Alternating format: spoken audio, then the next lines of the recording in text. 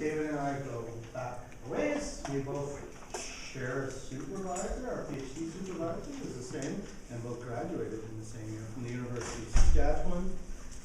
David's research explores the intersection of human color perception and digital interfaces.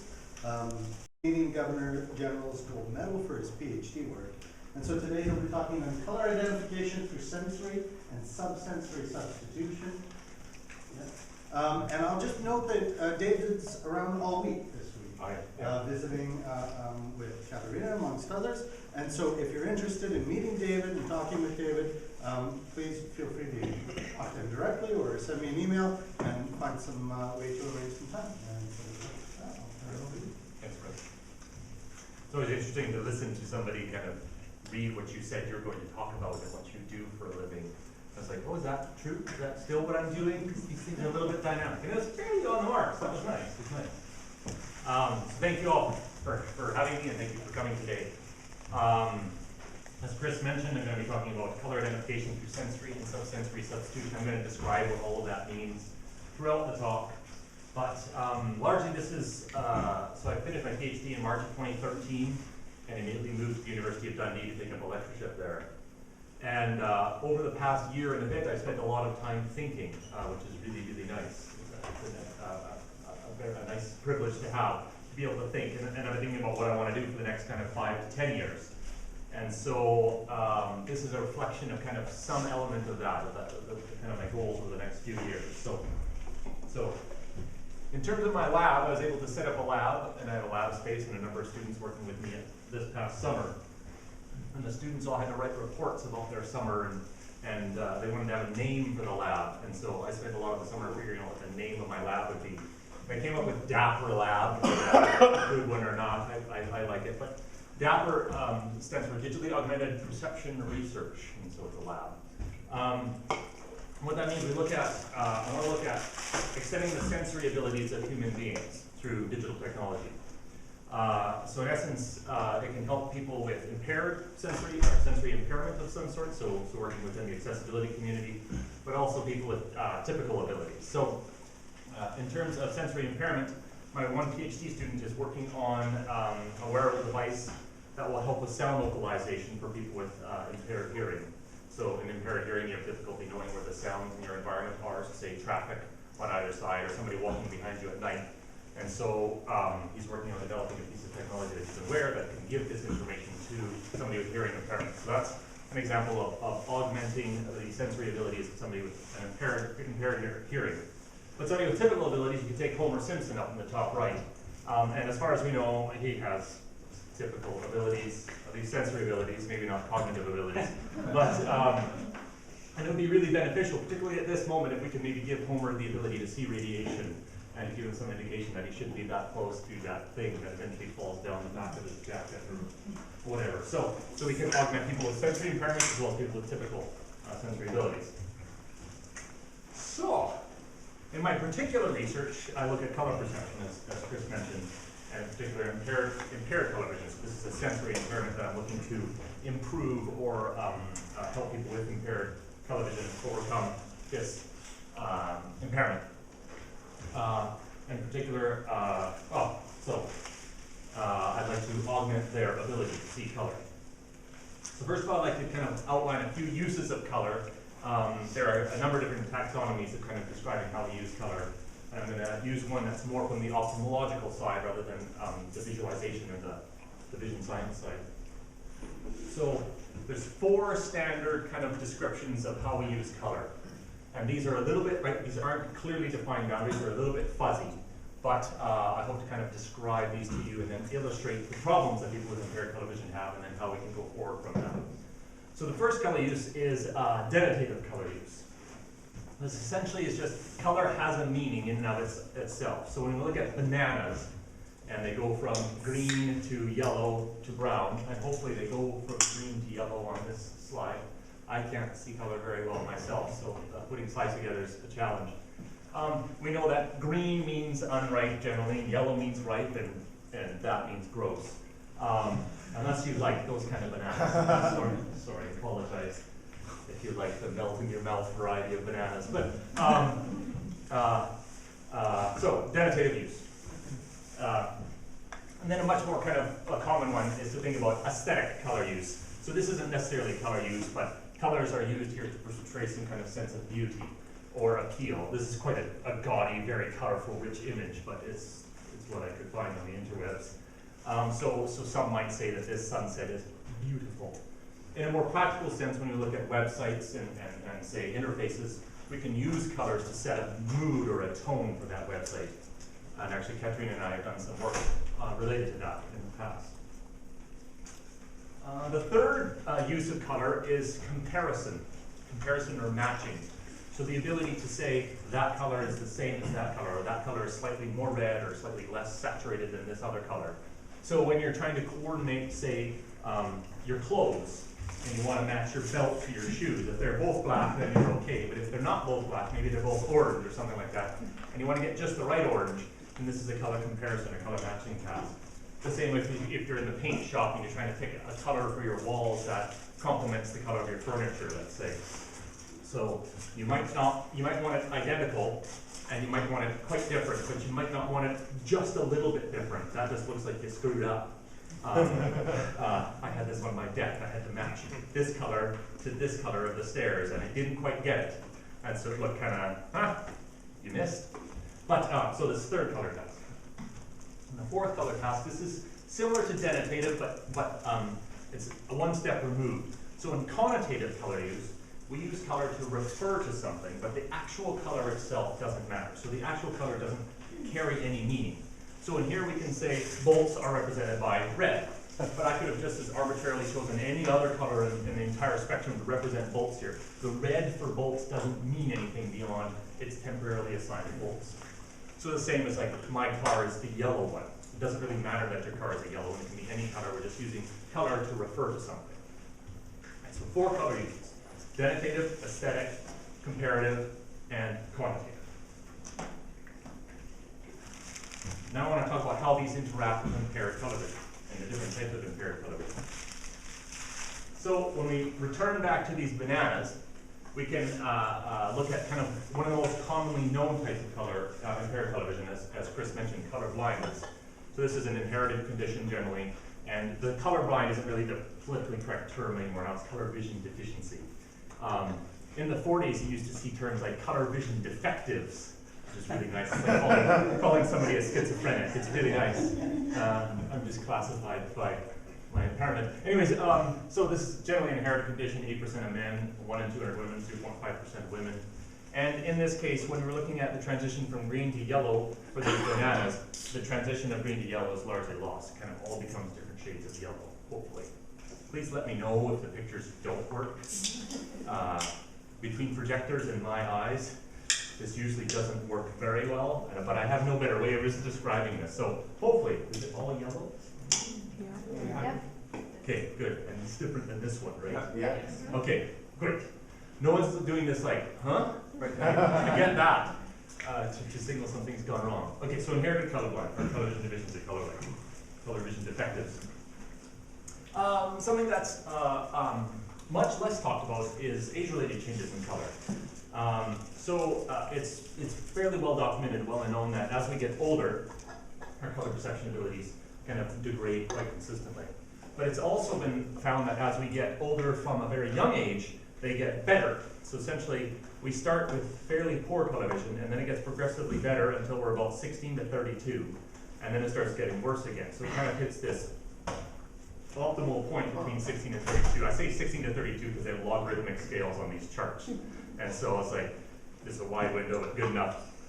So what I'm trying to illustrate here, and I've been told it doesn't work, and I'm sorry. So we have this beautiful aesthetic picture, and then this one, the color is actually somewhat suppressed. So if you can see that, yay on you.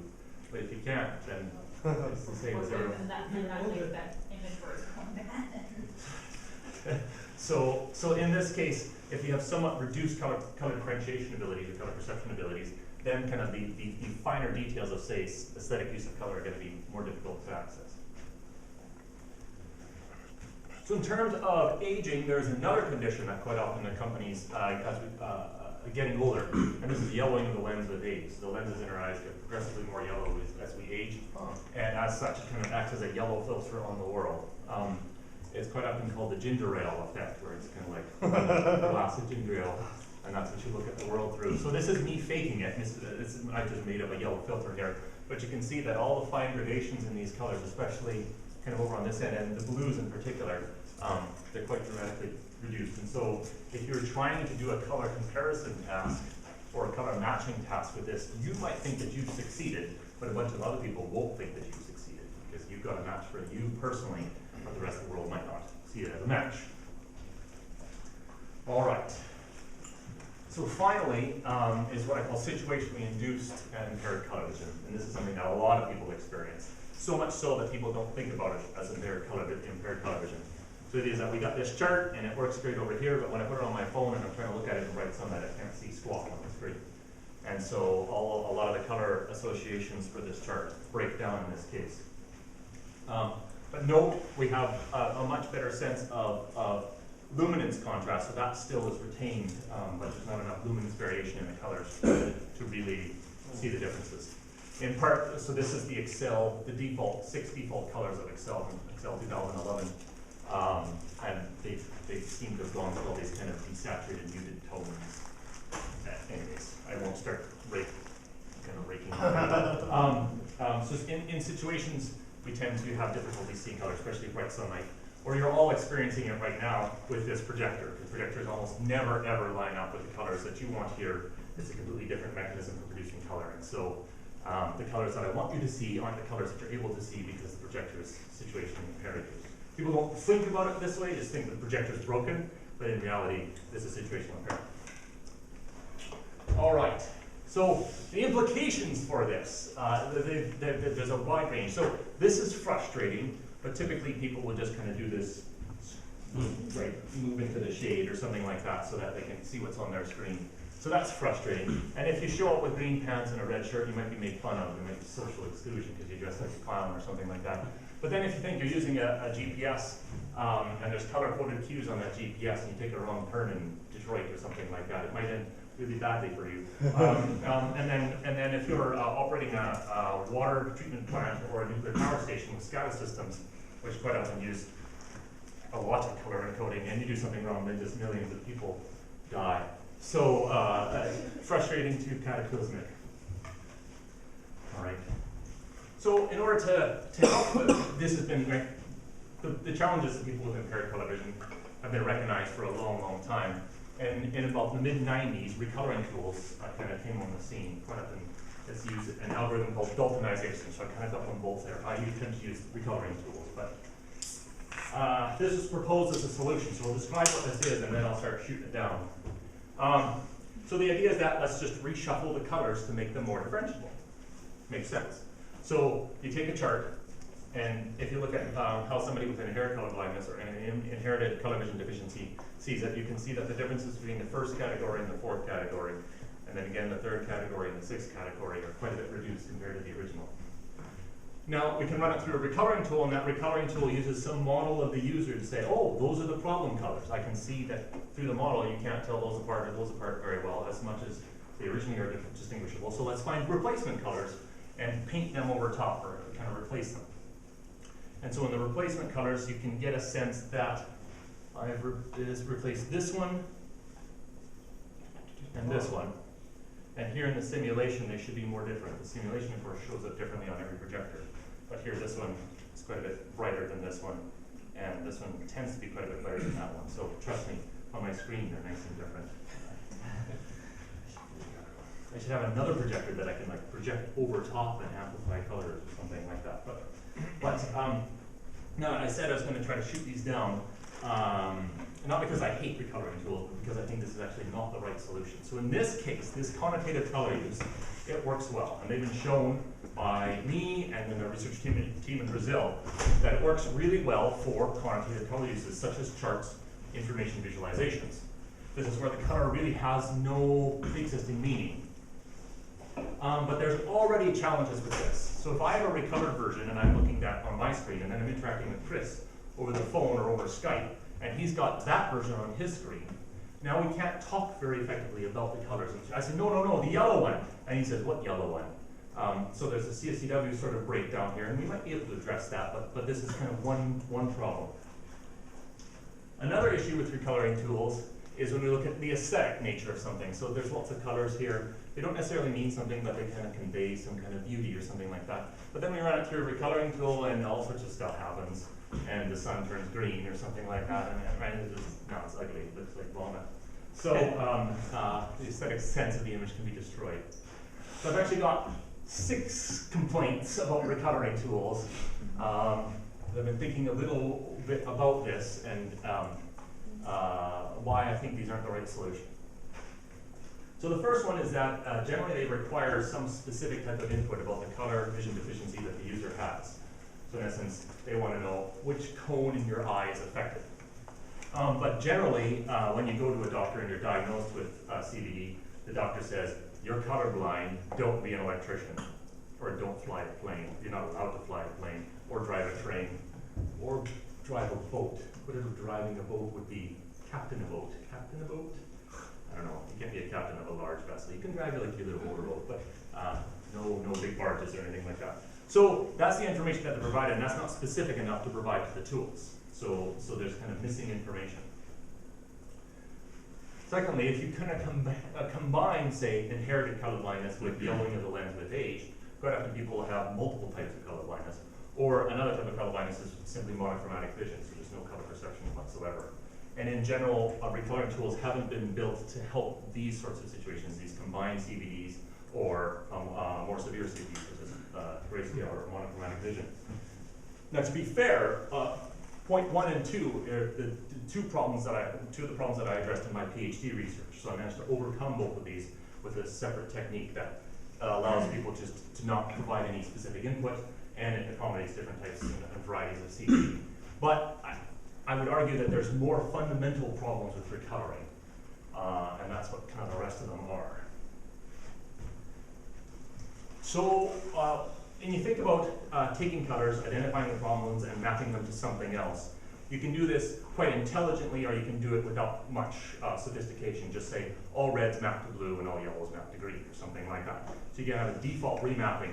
And quite often, if that's the case, you end up mapping colours that are problems in the original, and you map them into other colours that now collide with other colours that were already pre-existing. So you're introducing new problems instead of, so you might be fixing the old ones, but you're introducing new ones. So in the case of these guys here, even though over here they're, I don't know, yellow, and then they become this color, which is quite similar to these colors in the middle. And also these guys over on the edge, this, the reds over here become something hideous. So there's a collision that goes on, and the colors that you've mapped out of into something else, those colors were already existing in the image, and so you've broken it. Now you can use constraint optimization to intelligently kind of analyze all the colors and try to get a proper mapping. But if you get enough colors, like in this example, it simply just doesn't work. You're going from a 3-dimensional space and mapping it down to a 2-dimensional space, so it's compression, and if you get enough elements, you're going to have collisions. This is kind of a fundamental issue with recovery. As I spoke about before with the aesthetic, kind of this sunset thing, there's this concept called naturalness, and it's kind of what the user is expecting. And so if we take this and run it through a typical recolouring tool, there's actually one available for Android that's free that will map greens to blues. And so you get these beautiful kind of blue bits of bananas showing up. And that might look like it's helpful, but it really just looks gross. So in the essence, it's like, I know how bananas work over here, even if somebody can't tell the differences between them. But now you've gone and made the bananas look like they're rotten, or growing mold, or they're hideous. And there's other subtle things as well. So before I know that that slight variation that I might be able to tell is called green, and the slightly different, maybe slightly brighter variation is now called yellow. You've gone and destroyed all those subtleties and just mapped them to new colors, and they're blue and yellow or something like green. I don't know what the one on the right is. So you've kind of destroyed all those little subtle cues that somebody with colorblindness uses to tell the colors in the world. There's another fundamental problem that this illustrates as well. It's a little bit difficult to describe. So as I said, somebody with inherited CVD, there might not be much difference between the green ones and the yellow ones. And so they're used to kind of noticing these little subtle differences. But then you go and recolor it. Let's say the recolouring tool maps green to blue and yellow to, is this still yellow or is it green now? Can anybody tell me? Is it something in between? Is it vomit colored? No. Okay, is it yellow? Yellowish green. What color is over here? Slightly greener. Slightly greener. All right. All right, so we mapped green to blue and yellow to something else. All right, so green to blue, yellow to something else. So what you've gone and done is first you've destroyed the naturalness that I was talking about, and then you've just destroyed those subtle color cues.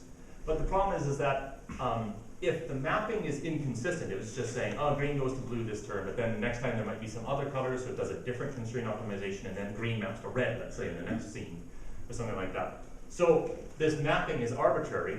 Now I have to figure out that green maps to blue and yellow maps to whatever this color is. So I've destroyed that meaning, that denotative use of color. I've also gone and told the person with color blindness, and this is the subtle tricky bit, that they're really broken. So in this, they see little subtle differences, and that's okay, they can make it work. Here, we make those subtle differences really dramatic differences in the color perception of the person with CVD. And so if we make them really, really dramatic, then we say, okay, this is how different they are to the rest of the world. I know you don't see much differences, but everyone else sees this big, big difference between ripe bananas and unripe bananas. So you're really broken. Everyone else sees them this differently. You see them just this subtle different. And so you're reaffirming to the colorblind person that they actually have a bigger problem than they actually maybe think that they do. And then you're also not really helping them in that they don't know what to do with blue bananas or yellowish green bananas. So, nah, I didn't explain that very well. Recoloring sucks. Next. Another kind of fundamental problem, if we're going to take colors and shuffle them all up, and I need to make sure that that banana is green or that color swatch is yellow, let's say, and I've gone and recolored them, all of a sudden that information that I might use to identify the colors is just stripped out, it's just gone, right? So being able to identify colors doesn't work. And this comes up, let's say, if I'm trying to diagnose a rash or a sunburn on somebody. If you make that sunburn map to a color that's more akin to a suntan, all of a sudden everything's okay because they're just getting nice and brown or something like that instead of nice and pink. And very encouraging. Well, both cases might be encouraging skin cancer, but burns are never nice. Okay. Lastly, and this is kind of to me, kind of like the signal. Something's going on here. But there's a lot of, or not a lot, there's very, very few user studies. So this recoloring has been proposed to help people with CVD. And yet there's me and then this Brazilian group and a few handfuls of others amongst kind of 50 to 100 different publications who've actually asked people with color blindness whether it helped. And this is a suggestion that actually maybe they did and it didn't help, or they just never went that far. And this is kind of a bit larger of a scope of what I was trying to talk about in the abstract, where it's actually a really fun computer science problem. We're doing dimensionality reduction. You can come up with a solution that's really, really quickly. You can just map colors to colors and say, hey, look, I came up with something. Let's work for the rest of my life on making this faster and use less memory and make it parallel and run on the GPU and blah, blah, blah. And they just forget to ask users about whether it helps them. So that's kind of there's a stink about not having very many user studies in something that's designed to help people.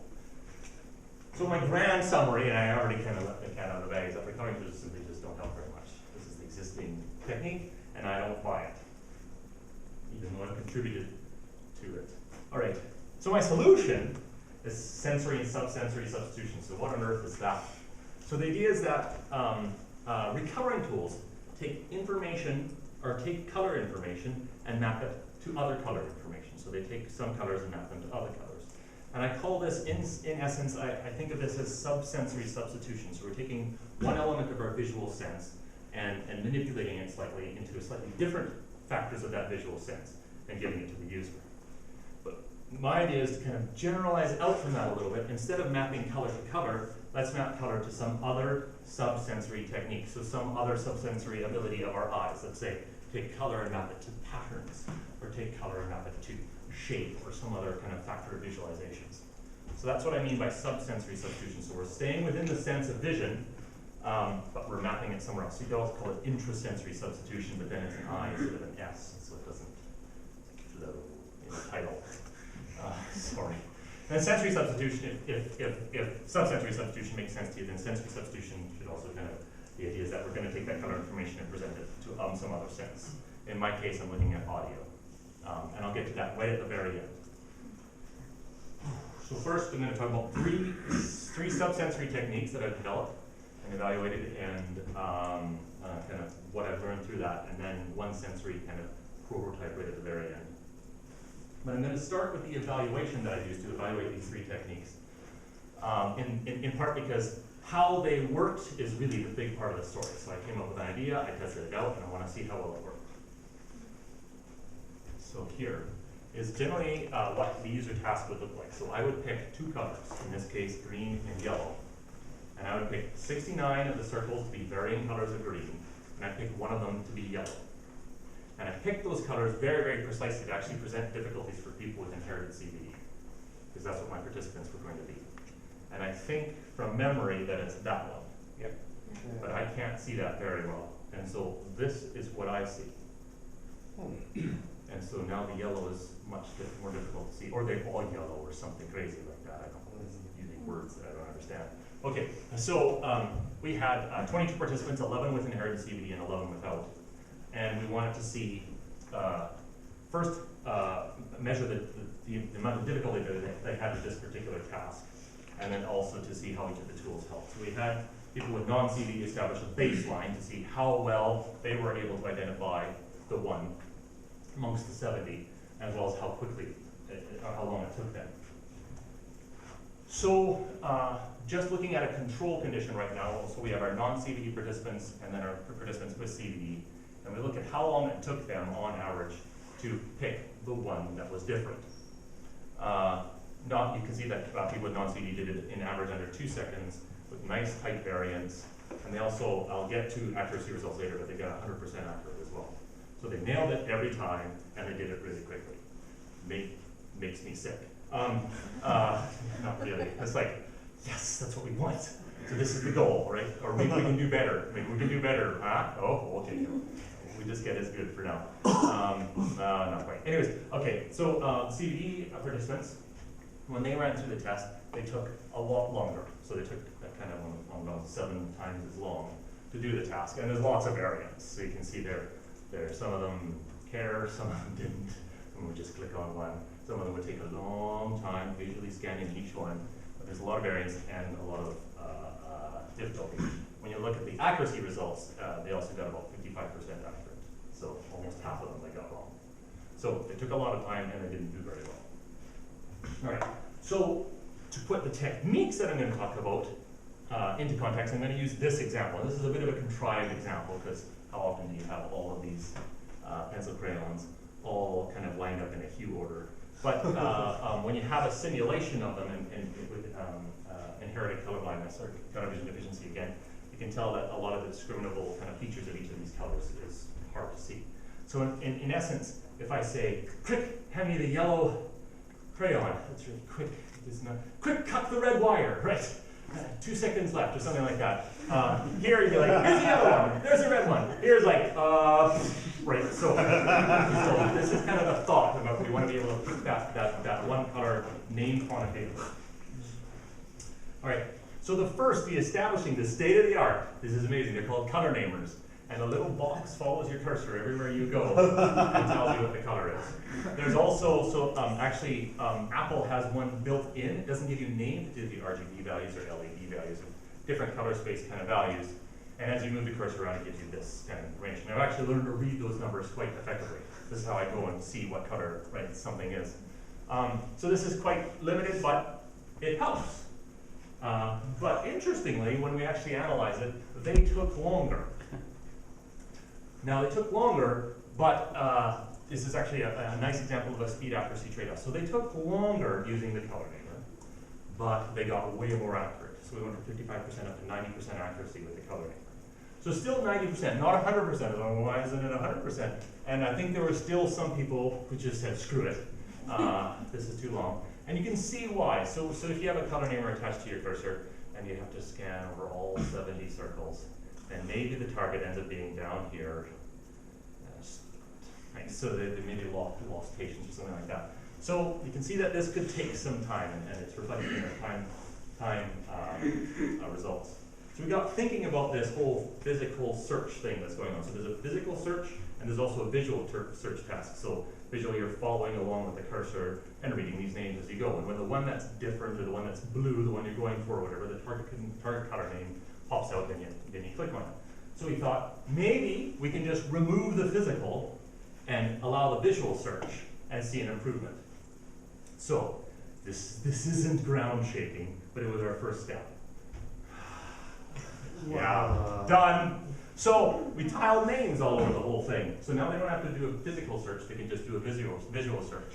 And of course this was our first idea. But here if you're looking for a yellow, you just do yellow, right? Or you can also say, okay, my eyes don't see any yellows down there because, oh yeah, okay, we got greens and oranges, okay, yellow. So it actually helped. In spite of being somewhat ugly, there was some interesting feedback about this, about it being hideous. But we got a big time savings, and we also had a jump in accuracy as well. So we got more accuracy, and they took less time. So this is promising. We've got this like, whoo, okay, we're on our way hopefully. Actually jumps up, time goes down, even with a simple naive technique of tiling names all over the interface. But something we noticed is that, of course, there's a high cognitive load. If you're actually having to read each of these individual names, you have to engage your reading skills, English reading skills, and whatnot, and this will incur some time. But we noticed in some cases, particularly with the yellow example, if you know you're looking for yellow, you might not actually have to look for the word yellow, you just might have to look for that. Because yellow is kind of the only color in our set of color names that has two L's. So you just have to scan for this pattern. And so if you're scanning for a pattern, like, oh, that's way quicker. You can find the yellow. Sorry for the sound effects. It happens spontaneously. So going back to names, so our next technique looked to remove the names and just simply tile a simple visualization over top of the entire interface. So here we've got meters. This is called color meters. And essentially what it does is it encodes hue by the angle and saturation or chroma by the length. Sorry, I just need one. You can see over on the white dots, it's, I needed to tweak it. It's white, so it should be nothing, but it's a single pixel. But then when we get on the color, the sticks are long because these are all quite saturated colors. And as we go from over here, which is kind of pinkish, up into reds, and then oranges and browns, and yellows are kind of somewhere vertical, and then we get to greens, and blues, and purples. So we picked 180 degrees. You might be familiar with color wheels or color spaces that represent hue as 360 degrees. But if we use 360 degrees without a point of reference, we might get a stick that points to yellow and a stick that points to blue. And when you disassociate those, you actually don't know where they're pointing. So if we do 180 degrees, essentially just unfolded it to 180 degrees, then that both maps to the same color, but then the differences between them is how we can actually get the hue. So now there's a bit of learning involved. You have to kind of understand what these different angles mean and the lengths of them. But if you get the sense that yellow is somewhere near vertical, then you can get a sense that that's the yellow one, because this is way over there, so that's orange, and that's over there, so that's green. That one must be yellow. I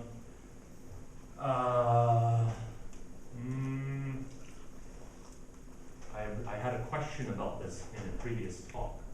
I don't remember what the question was. Yeah. That's useless. Oh, the white and the black don't mean anything. I drew white when it's dark behind it, and if it's lighter behind it, I chose black. So all the white ones are black. It's just to make it discernible, that's all. All right, so when we looked at this, we actually had a time savings again. So they got faster with this technique, which kind of makes sense. They don't have to read these color names anymore. They can just kind of scan for these symbols. And if you have some idea what the symbol is going to be looking like, you can just scan nice and quickly. Oh, no, that was I remember what the point was, but it doesn't matter. So here we had time savings, and you also notice that our variance is decreasing each time, so it's sort of kind of getting more consistent with each of the responses, which is quite nice. So when we started looking at this meters, we noticed another thing. So occasionally, if you're looking for the difference between blue and purple, you get, blue and purple, blue and purple, blue and purple. It's not a very dramatic difference. But if you're looking at the difference between green and red, you get green and red, green and red. And so if you're scanning an image looking in a field of reds, looking for the green, or in a field of greens, looking for the red, now you don't have to have, I'm looking for the one that's like that. You just look for the crazy one, the weird one, right? Because everything else is, and then there's over here somewhere. And so as you kind of don't really even have to scan, it just pops out. And so in visualization, we have this sense of pop out that can be used to help people understand or find something. So he said, well, why don't we incorporate that into our tool? So our last tool was color popper. And by this, we required an interaction. So the user had to pick or nominate or say what color they wanted. And so it doesn't show it here, but we have just a little simple interface on the bottom with buttons. And so if they were looking for the yellow circle in the field of greens, they just clicked on yellow, and the yellow one popped out, and then they clicked on yellow. And the same, if you need the yellow pencil, you say yellow, bang, got it, right? Or red, cut the wire, or something like that. So you can see it's mostly distilled to interactions, taking their mouse from wherever it is, down to the button, clicking, and then back up to the target. So it's kind of 2 Fitts law tasks. And when we look at the timing results, that's really kind of what we see. So we got a little bit faster, and the variance again is nice and tight, but really what we're seeing here is this is the interaction. So half of this is the first BIS task, and the second half is the second BIS task. I'll talk about this in a little bit. So at one point, we had this jump. I was like, great, well, we're just going to cruise right on over here. But then it kind of, we got a long tail going on. So we're going to have to come up with some other techniques to try to drop the speed. So that's speed, but what about accuracy? When we look at accuracy, so this is at 40%, it's not 0. But you can see that first our non-CVD controls, so people with typical color vision, had 100% accuracy, 0 variance. It's like, hey, not one of them made an error. I was hoping for just one error, so I get a little bit of noise, but no, so they're solid. They got them all. But our CVD participants, when they had no help, they were in that kind of 55% range. But as soon as we gave them any assistance, be it color namer, color names with the tile names, color meters, or color popper, they jumped up to 90 and above. So there is a bit of a difference between namer and then our techniques. You notice that meters has a bit of trouble, but names and popper both jumped up to kind of that 99% accuracy, which I loved, right? We're getting them to do a color identification task, and they're able to do it. So the technology is helping them get near 100%. So there was no significant difference between these guys and those guys, although there was 1 or 2 errors, and so the bars aren't quite identical. But it was quite nice. So what happened with meters? Well, in meters, I talked about you have to learn this. And looking back through the data, of the 11 participants with CVD, 10 of them did really, really well. Only 1 of them had an error. But then there was one guy who got 50% accuracy with the meters, and that both broke my heart, but also it helps inform what we need to do maybe differently next time. So when you take that one participant out, we jump up to 99% accuracy, same as the other ones. But this kind of touches on the learnability, I think, of meters, and that perhaps he just didn't quite get it figured out. And that was our fault, not his fault. So this is, right, 1 and 11 had some trouble with meters. And so training, so they got 1 paragraph of description. That's all we gave them.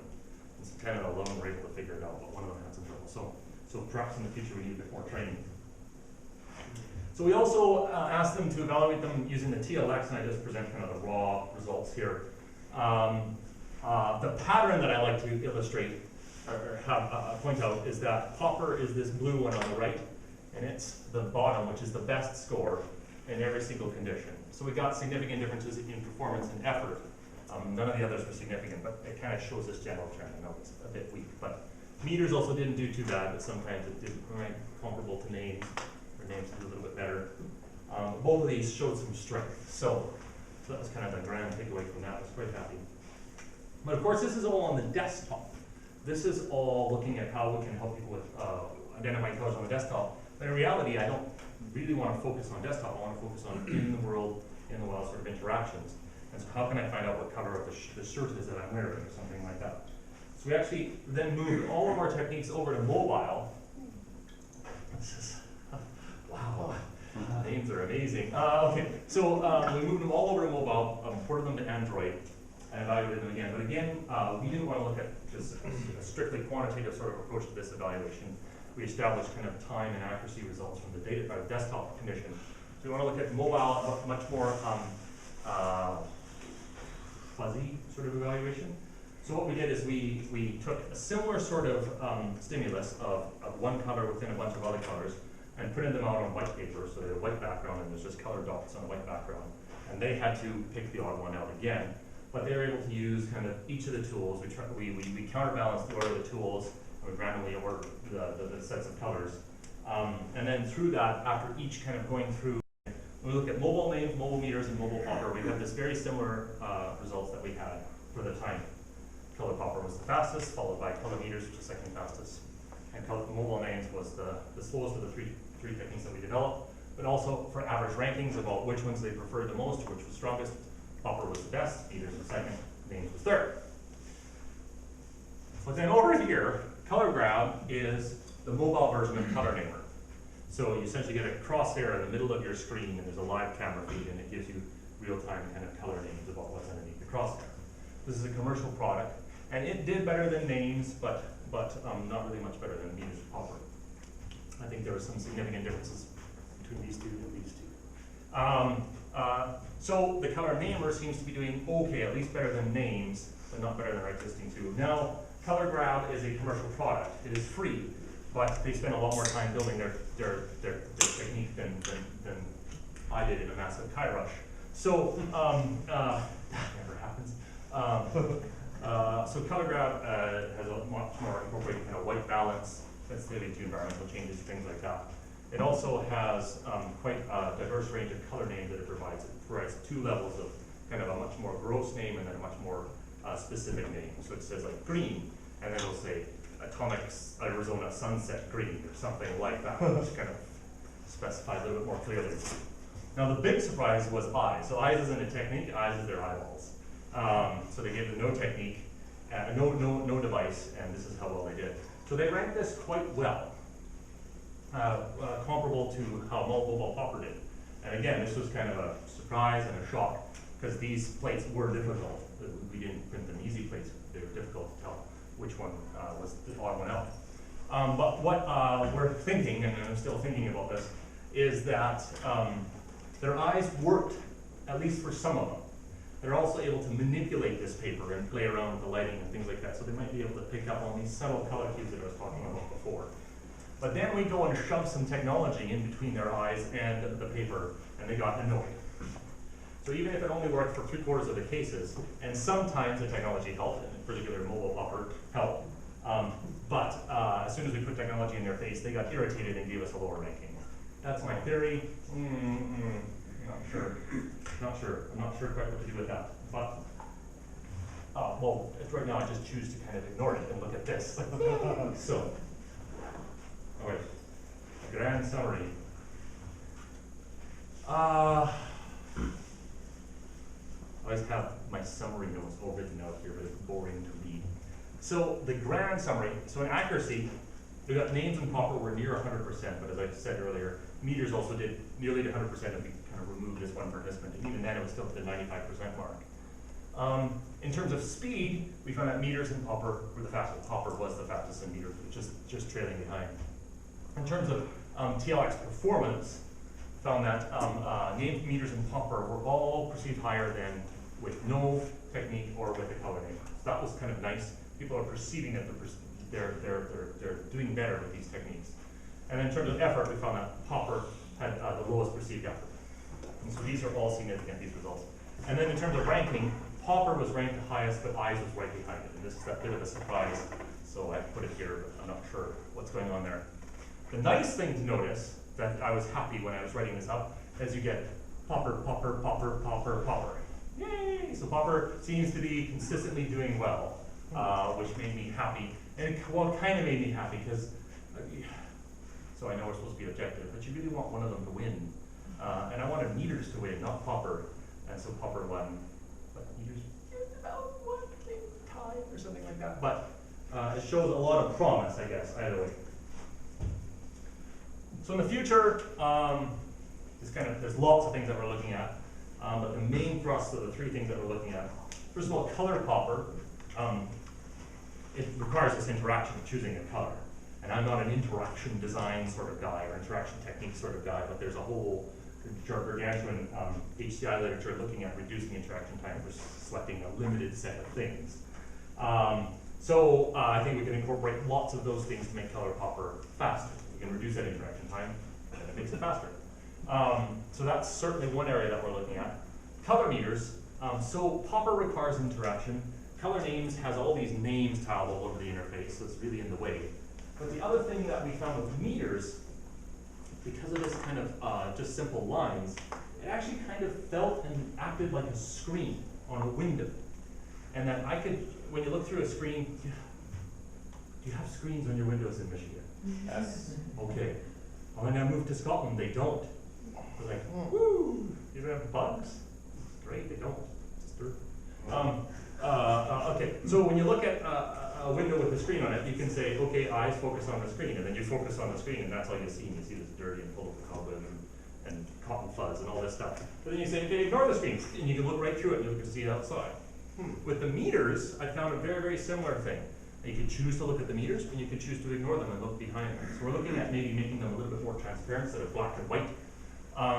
Also, I made them quite dense. You can adjust how dense they are, perfectly fine.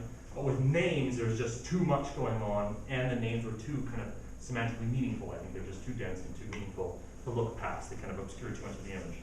So the idea is that if I can choose to ignore meters, then I can put it in front of my face all the time and just look through it. So ideally, somebody somewhere is going to produce a nice transparent display or something with a camera, but I can just do this all the time, walk around like a goof with something on my head for months on end. I need a student to build it. But the idea is that I'd love to be able to make this a wearable thing that I can really, really get a sense of day-to-day interactions. Maybe I might be able to have an opinion about what a color is and have an argument with somebody, or that's green instead of teal or these made-up colors. Or maybe even be able to coordinate my own clothes in them or something like that. We'll see, we'll see. So the last idea is this sensory substitution that we talked about briefly before. But now I'm going to just demonstrate. So this is the idea. It's really in the prototype stage. I had one student working on it a little bit this summer.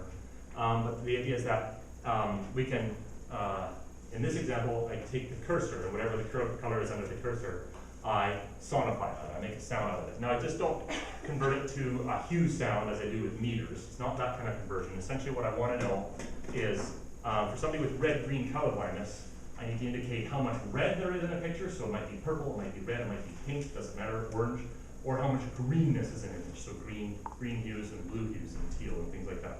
So I divide the colors into two sets, and these ones get low tones and these ones get high tones. So, and I also have to apologize because it's hard on the ears. Welcome to MIDI. I discovered the MIDI library, like, oh, and what's number one? Number one's a piano. So, okay, so when I'm over a neutral color, is that neutral, is that black?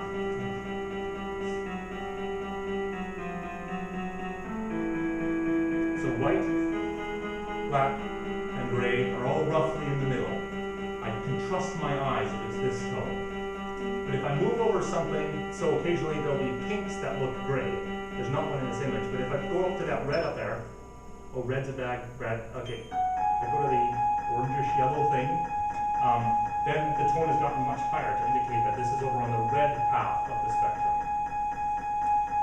This is great. I had this running for a while, and I'm discovering all sorts of things like the PowerPoint icon is red. And it does that. That might be it crashing. Then it'll come back in the middle of nothing anyways. And then if I go over on the blue, then it's like boom, boom, boom, boom, boom. It's quite a low tone. And so I found that I was able to start discovering colors. Just on Blackboard, maybe you guys don't have Blackboard in your thing. Stars that you don't. There's this banner across the top when I posted something, and it was green, but I always thought it was orange. So I was like, oh, green makes sense. That means go instead of orange, which means yield, stop, or maybe step on it, or I don't know what yet orange means. But so this is a very, very basic idea. Right now we're following the cursor. That's lane. What I'd rather have is a wearable eye tracker, where instead of me trying to navigate and tell the system to look over there, it's wherever my eyes look. I'm able to receive the information that my eyes aren't able to tell me. My eyes give me some information about how bright something is, or how blue or yellow something is, or whether it's achromatic. And then my ears will tell me the rest of the information that my eyes can't tell me. But the interaction is completely normal, typical. You guys, you use your eyes to see the colors of the world. I'm using my eyes to see the colors of the world, part of it coming from my ears. So, $1 billion idea or something.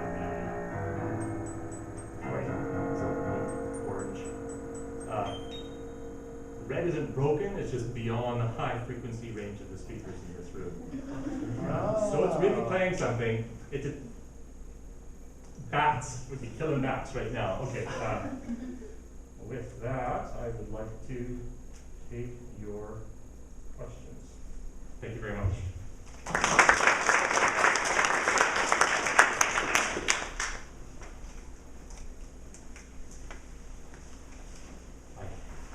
Awesome talk. That was really, really cool. But Thank you. I'll just leave now.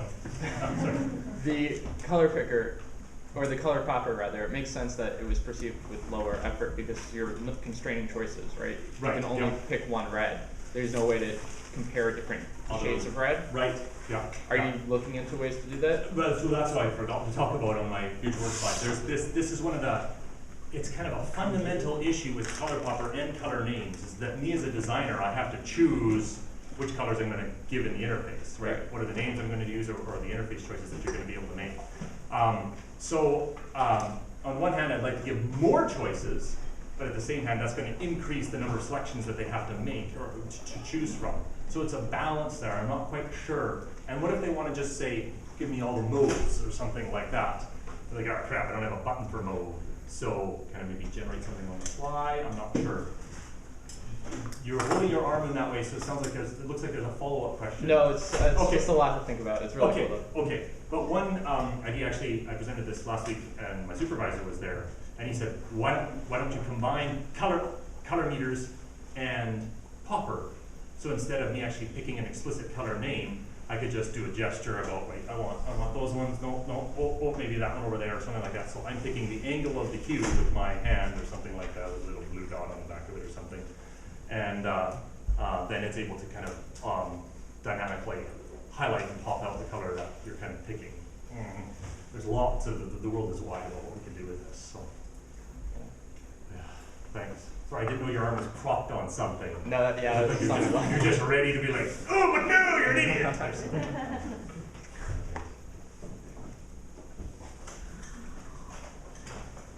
Dave, I've got a question. Have you looked at other like physical kinesthetic sensors? Like I know Kia was working on haptic tattoos, right? These are tattoos that they kind of vibrate when you skin and kind of freak you out. Have you considered that as a kind of very subversive method of looking at this kind of color differentiation? Right, so you could sort of, I was thinking about, right, let's put a ring of vibrotactile things on your back or something like that, and then like the dominant hue that you're looking at is buzzing on your back. No, because I don't have any. But I've certainly thought that might be something where you don't have to have these goofy headphones on, or right, bone conduction, such and such. You can just be using our sense of vibration to be able to perceive these things. Well, one difficulty might be, okay, I'm going to encode hue and saturation. Then you get like this whole grid of buzzers on your back, or on your arm, or your chest, or I don't know, the top of your head. And then it might not be precise enough. We've also ran a recent study that suggested that actually we can kind of have off by one errors with vibrotactile feedback as well. So we're hoping that it was going to do well, but it ended up kind of in a 10% error range in a kind of a searching task based on kind of feedback use. So off by ones on color information might be okay, but sometimes if it's between blue and purple, let's say, something like that, then it might not work very well. You can imagine a massage would just be like watching a movie, right? Whoa, It's full great. path. So if you could thank Dave again for joining us today. Just two quick announcements. Next week is going to be Jamie Macbeth, crowdsourcing deep thoughts, meeting the challenges of in-depth language understanding systems for smarter social media. And then the following week we'll have a double header. There will be one on Tuesday and one on Friday afternoon. Tuesday will be Carrie Demanzak from the University of Toronto talking about language and language learning. And then Friday will be Stephanie, and I don't know Stephanie's last name, nor where she's from, but she will be coming to talk. Well, there will be an announcement. I'll send it out. So, thank you all very much for joining us, and thank you very much, David. Thank you for coming. Okay.